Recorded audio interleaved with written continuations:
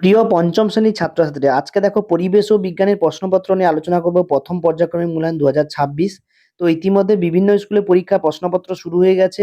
তো যেসব স্কুলে পরীক্ষা হয়ে গেছে সেখান থেকে আমি প্রশ্নপত্রটা তোমাদেরকে দেখাচ্ছি। দেখো, তোমাদের টোটাল 20 নাম্বার থাকবে এবং সময় থাকবে 40 মিনিট।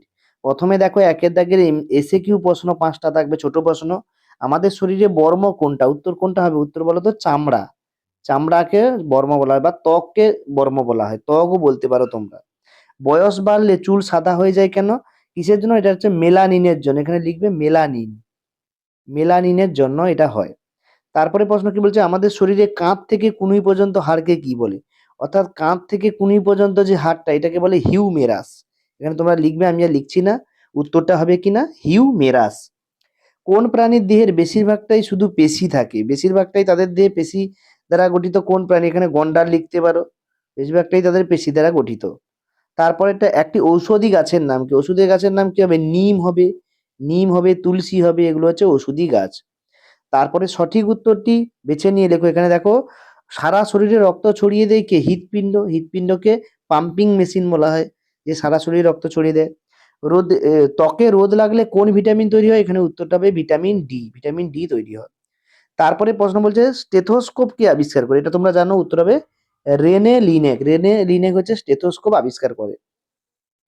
তারপর হচ্ছে সুগন্ধি চায়ের জন্য বিখ্যাত কি? উত্তর হবে দার্জিলিং। দার্জিলিং এর চা স্বাদ ও সুগন্ধে জগৎ বিখ্যাত বা পৃথিবী বিখ্যাত।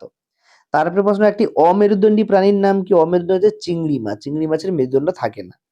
এরপরে দেখো, আমরা পরের পেজে চলেছি। শূন্যস্থান পূরণ করো। দুটো হাড়ের জোড়কে কি বলা হয়? উত্তর হবে লিগামেন্ট। সরি, এটা ভুল হবে। দুটো হাড়ের জোড়কে বলে অস্থি সন্ধি। কি বলে? অস্থি সন্ধি। কারণ সন্ধি মানে যুক্ত হওয়া। অস্থি সন্ধি। অস্থি সন্ধি দ্বারা দুটো হাড় যুক্ত হয়।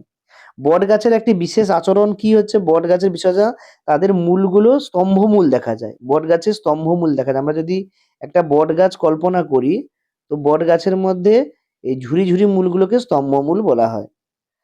গরুর ও ছাগলের খুর আসলে কি? না, এদের কি? এগুলো হচ্ছে এদের নখ। নখগুলোই তাদের খুর।